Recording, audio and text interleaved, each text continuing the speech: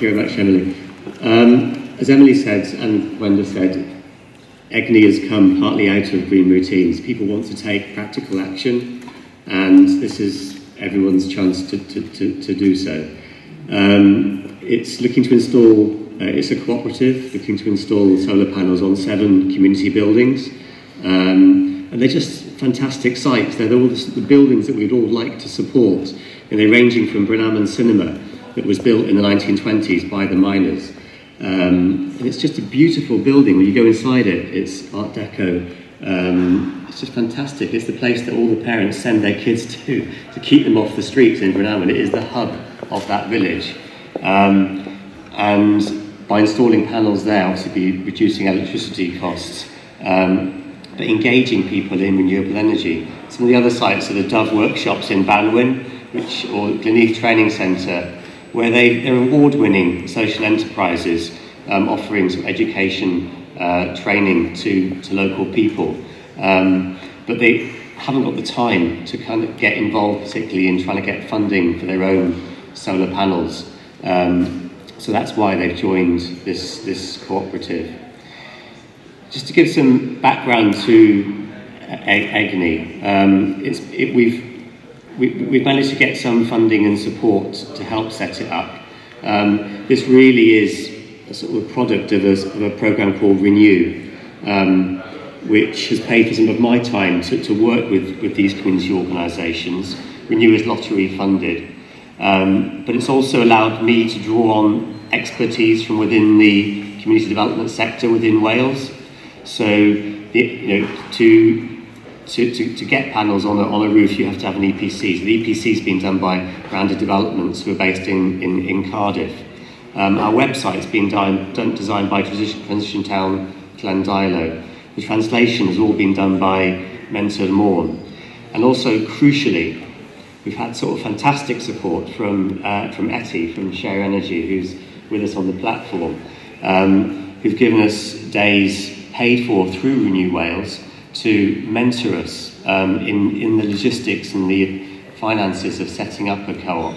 And what's great about Renew is that their time is funded, because it's so easy, isn't it? You kind of phone up people that have done stuff to get sort of free advice, but it's putting pressure on them. And what's good about Renew is it's putting that resource, that funding, and dispersing it broadly across the kind of social enterprise community development sector in Wales. We've also had a lot of help, cash, which we've needed from other supporters like Coalfields Regeneration Trust, and Alan is here today, Waterloo Foundation, and also the Co-Operative Membership Fund. I know Luigi, who's the manager of the co-op in Cross Hands, is here today as well, to pay for some of the hard costs that you need to get, like producing the share offer document, and also critically, the legal costs of getting leases with each of the community buildings. So that's the structure of it. But Egni is a co-op. It is negotiating leases for 20-year leases, which are registered with each of the buildings in which the solar panels are going to be sited. So it's on that basis then that we can then go out to the public to ask people to buy shares in Egni.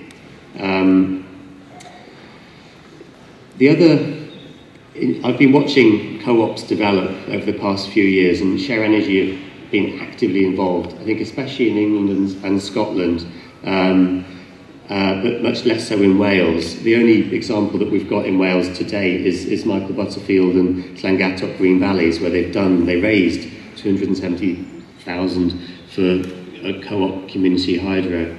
But in England, there's been a lot of these solar PV co-ops set up. There's 2 in Bristol, there's 1 in Brixton, in Brighton as well, and they're putting panels on a range of larger buildings. And what I've sort of begun to realise is that actually we all are the cheapest source of finance to get these things built.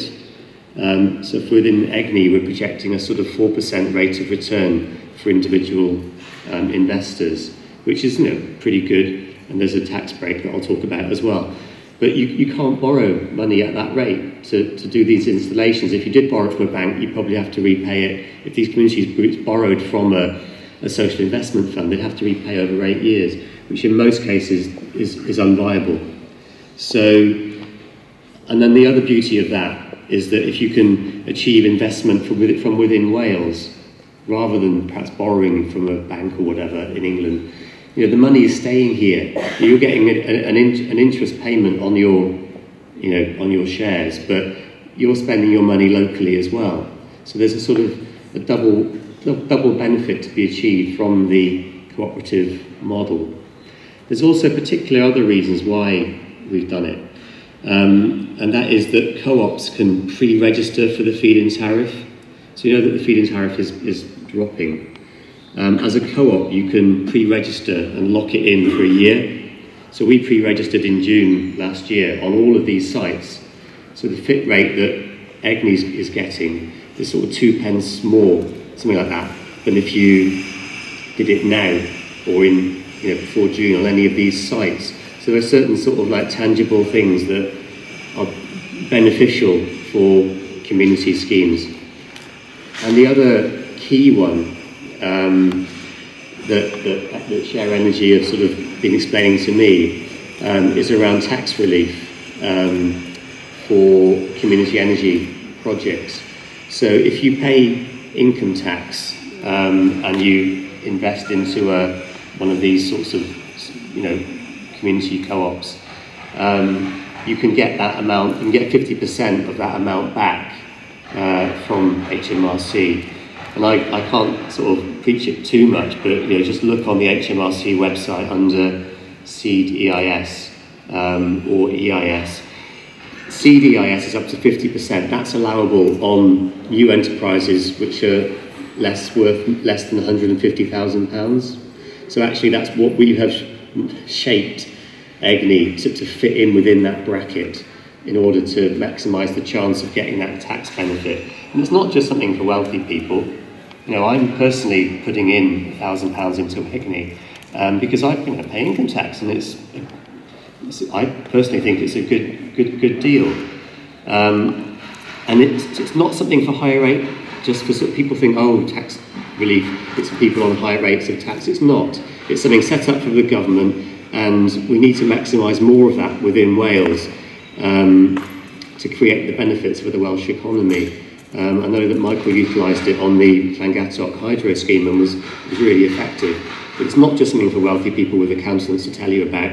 When I've talked to Brixton Energy Co-op, they've said this seed enterprise investment scheme has been the key thing, one of the key things to motivate people to invest. And of course, I hope there are other things that do motivate it. It can't just be about money. As Emily said, you know, we need to do stuff. You know, we need to get renewables onto buildings and into areas where, you know, there perhaps isn't the same level of renewables because there isn't the same level of cash income there. And so it's vital we get them into all these sites. They're in communities' first villages. So it's vital we get them into those sorts of locations and get people engaged in as many ways of dealing with climate change as possible. But solar panels are one of them. And I really hope that people, as I have, kind of copied Brixton Energy Co-op, that people set up similar co-ops elsewhere in Wales. And you know, we're happy, obviously, just make use of the model rules that Share Energy have got, you know, the kind of translation that we've got done through Renew. All of that material is kind of there for free. And this sort of project, it has been developed further and further in England and in Scotland. Michael's led the way in Wales on hydro, and we need to get more of this happening. And on the PV, because we're sort of grouping together 7 buildings, that's also quite a good strategy because it reduces the risk then for individual investors. Because these are all relatively small sites. They're all kind of like, you know, 10 to 30 kilowatts. They're not huge. So as an investor, looking at it from my own point of view, you kind of want to spread the risk. You know, so if one building sort of burns down, okay, we've got insurance, but you know, it takes a bit of time for that insurance to come through, etc. So hopefully, anyway, not all of these sites are, you know, going to go pear-shaped all at the same time. But we have got insurance, so eventually we'll get paid back. But you know, but we've had to be quite careful, and partly, I guess, because I've putting money into it myself, I've been really careful about not like choosing sites which are sort of dodgy, not dodgy, but going to fall down. And it's one of these things. I will put PV on the roof, and you kind of, I'm qualified to do EPCs, and it's a standard recommendation. I will bump out solar panels up there. It's not a good idea if it's a tin roof and it's knackered or it's got slates. So we've surveyed all of the buildings, make sure they face south or southwest. We've through the funding from Coalfields and Waterloo, we've had an independent structural survey done on each of these sites, because okay, you can look at a roof, but until you actually get inside the loft and look at the rafters, the beams, to make sure they aren't rotten, you've got to be confident they're not going to fall down, or it mitigates that risk. We have pre-registered for the feed-in tariff, and that puts a time frame on us. Okay, we can install whenever, but it's a lot better rate if we do it before June, which is doable in this kind of, we've got an 8-week opening period for the share offer, from now another 8 weeks, and the installations can happen subsequently, but before the end of June. It's really important this is successful, because it will sort of send a message out there that this can happen effectively within Wales. So, even if you perhaps are more interested in sites elsewhere, please put some money into this, because your future success, I think, will be partly affected by whether this works or not. It's not a huge amount we need to raise, it's 155,000. We haven't got the Seed Enterprise Investment Scheme allowance yet. We have looked to pre-register for it, but there's every expectation that we will get that, because every other sort of community co-op of this nature has qualified. But I can't stand here and sort of say, yes, you will get a 10% rate of return based on SEIS. I personally hope I will.